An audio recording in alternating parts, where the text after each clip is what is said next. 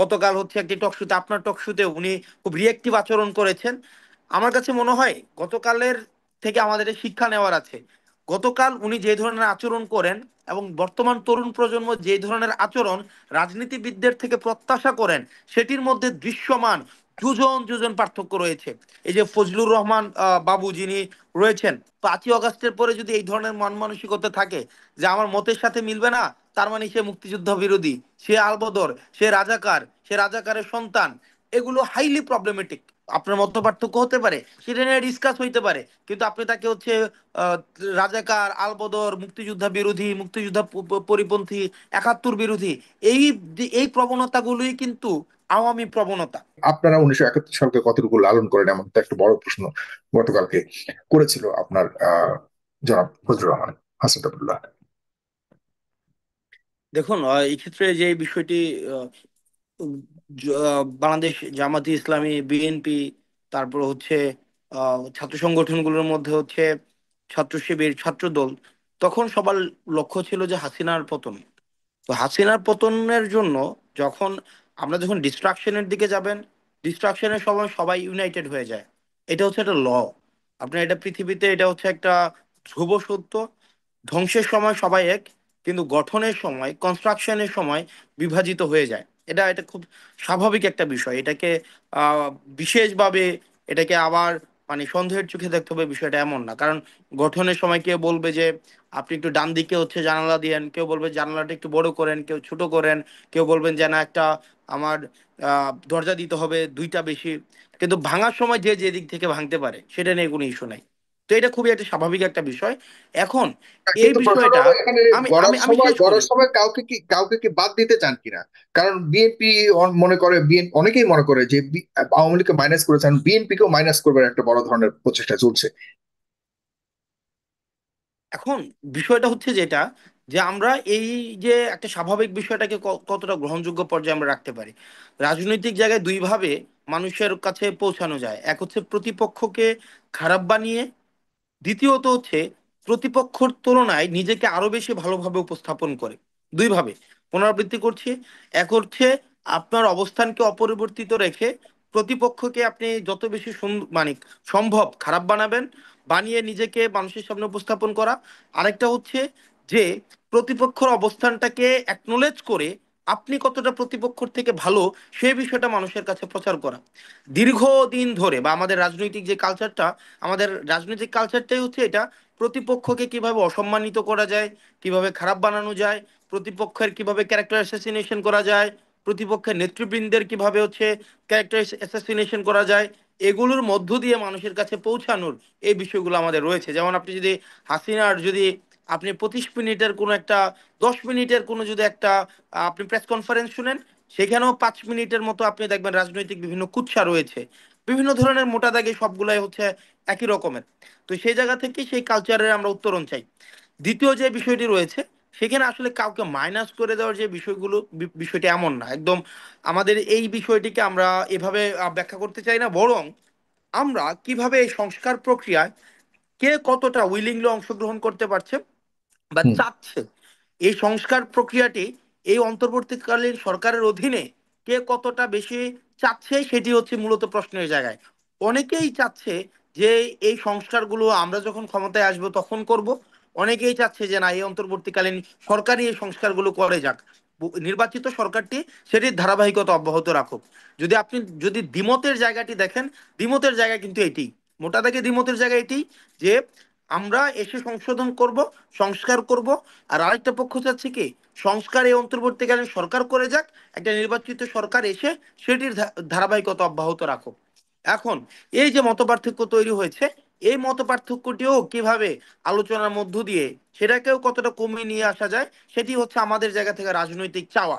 দ্বিতীয় যে বিষয়টি, তৃতীয় যে বিষয়টি যেটি আমাকে প্রশ্ন করেছেন সম্মানিত পলাশ চৌধুরী ভাই, সেটি হচ্ছে যে আমাদের রাজনৈতিক যেই লক্ষ্য, আমরা কি ধরনের বাংলাদেশ চাই বা আমাদের রাজনৈতিক লক্ষ্যটা স্পষ্ট করা উচিত, সেটা কিছু কিছু ক্ষেত্রে স্পষ্ট মনে হচ্ছে। আমরা আমাদের রাজনৈতিক দর্শন, আমাদের রাজনৈতিক লক্ষ্য, আমাদের অভিসন্ধি খুবই স্পষ্ট এবং স্বচ্ছ। সেটি হচ্ছে আমরা অতীতের একটা 47 থেকেও যদি ধরি, এই পর্যন্ত আসলে মানুষের মুক্তির জন্য রাজনীতিটি হয়নি। রাজনীতিটি হয়ে গিয়েছে একটা পক্ষকে, একটা নানা মত এবং নানা পথের মানুষ ছিল, কিন্তু সেই নানা মত এবং পথকে স্বীকৃতি না দিয়ে একটা গোষ্ঠীকে সেখানে বেশি সুবিধাভোগী করার জন্য, কোনো পরিবারকে সুবিধাভোগী করার জন্য, কোনো ব্যক্তিকে সুবিধাভোগী করার জন্য হচ্ছে আমাদের অতীতের রাজনীতিটি চলে এসছে। আমরা সেই রাজনীতির উত্তরণ চাই। বরং এখনের রাজনীতিটি হোক গণমানুষের রাজনীতি, যে রাজনীতির মধ্য দিয়ে আমাদের খুব স্পষ্ট, আমরা আমাদের ঘোষণাপত্র সেটা আমরা আমরা স্পষ্ট করেছি, আমরা চাই ন্যূনতম প্রতিষ্ঠানগুলো ফাংশনাল হোক। যেমন গতকাল যেই আমাদের সম্মানিত বর্ষিয়ান যে রাজনীতিবিদ, যিনি গতকাল হচ্ছে একটি টকশুতে, আপনার টকশুতে উনি খুব রিয়েক্টিভ আচরণ করেছেন। আমার কাছে মনে হয় গতকালের থেকে আমাদের এই শিক্ষা নেওয়ার আছে। গতকাল উনি যে ধরনের আচরণ করেন এবং বর্তমান তরুণ প্রজন্ম যে ধরনের আচরণ রাজনীতিবিদদের থেকে প্রত্যাশা করেন, সেটির মধ্যে দৃশ্যমান যোজন যোজন পার্থক্য রয়েছে। আমরা কিন্তু এই যে, আচরণটাকে আমি আমি শেষ পরে করি। বলি, কিন্তু যে অভিযোগগুলো করেছেন সেগুলিকে না, আপনি আমি যদি আমি আমি ব্যাখ্যা আমি করেন। আমি আমি দুইটাকে, আমরা দুইটাকে একসাথে করে দিচ্ছি। হুম আপনি ওই হুম প্রসঙ্গটাকে ওই প্রসঙ্গে দিয়ে আমি সাপ্লিমেন্ট করছি।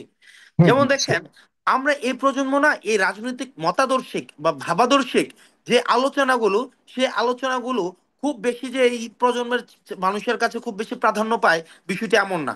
বরং এই প্রজন্মের মানুষের কাছে বা এই প্রজন্মটা আসলে কি চায়, এই প্রজন্মের মানুষ চায় সে যে লাইনে দাঁড়াবে কোনো একটা হসপিটালে গিয়ে বা পাসপোর্ট অফিসে গিয়ে বা কোনো সচিবালয়ে বা কোনো একটা সরকারি সুবিধার জন্য, এই লাইনটা যেন সবার জন্য সমান হয়।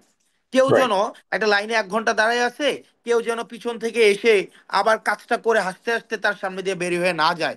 কারণ ওই যে মানুষটা হাসতে হাসতে বের হয়ে যায়, সে হয়তো হয়তো বড় অনেক বড় সরকারি চাকরিজীবী, সে হয়তো অনেক বড় রাজনীতি দলের সরকারি দলের কোনো একজন সুবিধাভোগী কোনো নেতা। হুম একটা তরুণ প্রজন্মের কাছে যদি দেখেন, এটাও একটা আপনার প্রত্যাশার একটা জায়গা।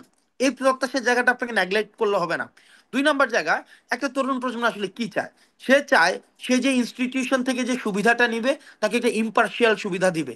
তার মত এবং তার পথের ঊর্ধ্বে উঠে তাকে একটা একটা সুবিধা দিবে। সেই সুবিধা নেওয়ার ক্ষেত্রে কোনো লৈঙ্গিক কোনো ধরনের বাছবিচার করবে না, কোনো হুম ধরনের রাজনৈতিক বাছবিচার করবে না, স্থানগত কোনো বাছবিচার করবে না, রাজনৈতিক মতাদর্শের বাছবিচার করবে না। সে যদি বাংলাদেশকে ধারণ করে বাংলাদেশপন্থী হয়, তখন তাকে এই সুবিধা থেকে বঞ্চিত করবে না। এটি হচ্ছে এই তরুণ প্রজন্মের মোটা দাগে এই প্রত্যাশার জায়গা বর্তমানে এসে। আপনার কিন্তু যদি আপনি স্থান কাল সময়ে বিবেচনার জায়গায় এইগুলো বিবেচনা না করে শুধুমাত্র একটি আদর্শিক জায়গা ধরে পড়ে থাকেন, তাহলে কিন্তু আপনি প্রজন্মের প্রত্যাশাকে মিট করতে পারবেন না।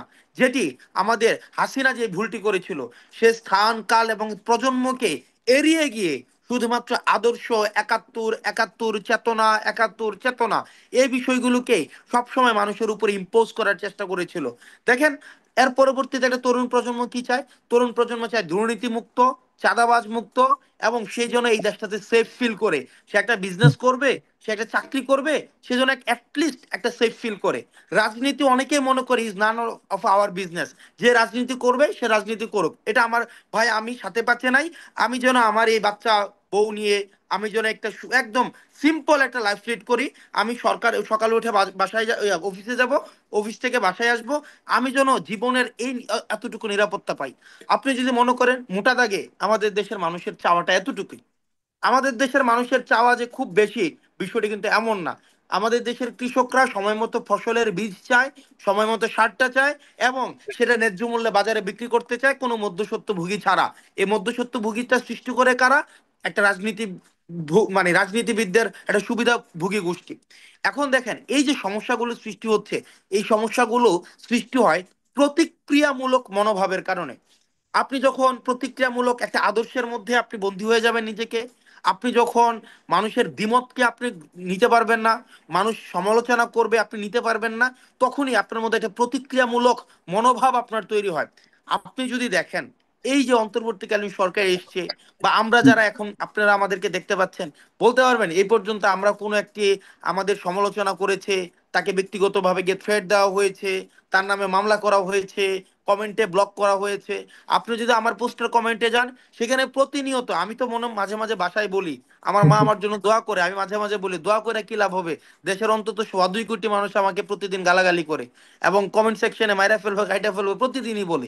কিন্তু দেখেন, আমরা এই বার্তাটা মানুষকে দিতে চাচ্ছি যে রিসেপটিভ একটা মনোভাব, নট রিয়েক্টিভ।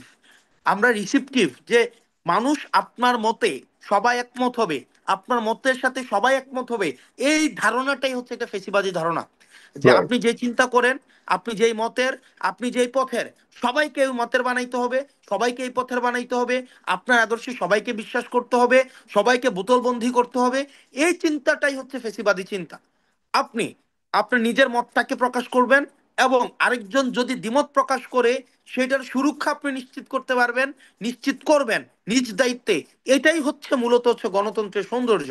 এখন আপনার মধ্যে যদি এই ধারণাটা না থাকে, আপনি যদি কথায় কথায় আপনার মতের সাথে না মিললেই আপনি ট্যাগ দিবেন, আপনি তাকে হচ্ছে সাইডলাইন করে দিবেন, কর্নার করে দিবেন, এই প্রতিক্রিয়ামূলক যেই মনোভাব, এই মনোভাবের প্রতিক্রিয়াই কিন্তু 5ই আগস্ট হয়েছে। এই প্রতিক্রিয়ায় কিন্তু এই গণঅভ্যুত্থান হয়েছে। এখন আমরা যদি এই গণঅভ্যুত্থানের 6 মাস বা 7 মাস পরে আবারও কোনো প্রতিক্রিয়ামূলক মতাদর্শের দিকে, প্রতিক্রিয়ামূলক আচরণের দিকে আমরা এই বিষয়গুলোকে এন্টারটেইন করি, তাহলে আবারও এই তরুণ প্রজন্মের যে প্রত্যাশা তৈরি হয়েছে, সেটির বিপক্ষে আবার হচ্ছে আমার পথ চলাটা তৈরি হবে। আমরা সেটি চাই না। সুতরাং আমাদের একটি কথা রয়েছে, যে তরুণদের যে জোশ এবং প্রবীণদের যে হোশ, এই দুইটার সংমিশ্রণেই কিন্তু আপনাকে আগাতে হবে। আপনি শুধুমাত্র জোশ দিয়েও দেশ গঠন সম্ভব না, আবার শুধু হুশ দিয়ে দেশ গঠন সম্ভব না। তেজদীপ্ত মনোভাব এবং বুদ্ধিদীপ্ত মনোভাব দিয়ে হচ্ছে আপনার দেশটাকে পুনর্গঠন করতে হবে। সেই জায়গা থেকে এই যে ফজলুর রহমান বাবু যিনি রয়েছেন, যে বিএনপির বর্ষিয়ান, ফজলুর রহমান সাহেব, হ্যাঁ ফজলুর রহমান সাহেব ফজলুর রহমান সাহেব, একজন মুক্তিযোদ্ধা, জি। যে একজন মুক্তিযোদ্ধা, আমরা অনুরোধ করবো উনি ওনাকে, বা মুক্তিযুদ্ধ উনি নিয়ে বা আপনাদের আপনাদের আপনাদের আমি আমি দৃষ্টিভঙ্গি নিয়ে তিনি সন্দেহ আমি করছেন। হ্যাঁ আসছি। আমি উনি বা ওনার মতো যারা রয়েছে, যাদের অভিজ্ঞতা রয়েছে, আপনাদের কাছে অনুরোধ করব, হাসিনার মতো পরমত সহিষ্ণুতা, হাসিনা পরমত সহিষ্ণু হয় নাই। এই সহনশীলতা যদি চর্চা না করতে পারেন, তাহলে আমাদের সামনে ওনার যে একটা প্রশ্নগুলি আপনাদেরকে ঘিরে, ওনার যে অভিযোগগুলি, সেই ব্যাপারে আপনি যদি আমি কথা আমি আসছি, এখানে যে ফজলুর রহমান রয়েছেন, উনি ব্যক্তি ফজলুর রহমান কিন্তু না। হুম। উনি বা ওনার মতো অন্যান্য যারা রয়েছে, 5ই আগস্টের পরে যদি এই ধরনের মন মানসিকতা থাকে, যে আমার মতের সাথে মিলবে না, তার মানে সে মুক্তিযুদ্ধ বিরোধী, সে আলবদর, সে রাজাকার, সে রাজাকারের সন্তান, এগুলো হাইলি প্রবলেমেটিক, এবং এগুলো আমরা শুনতে প্রস্তুত না। এগুলো কিন্তু এই প্রজন্ম বা তার প্রজন্মের যারা হচ্ছে সমঝদার মানুষ, তারা সেগুলোকে শুনতে আগ্রহ না।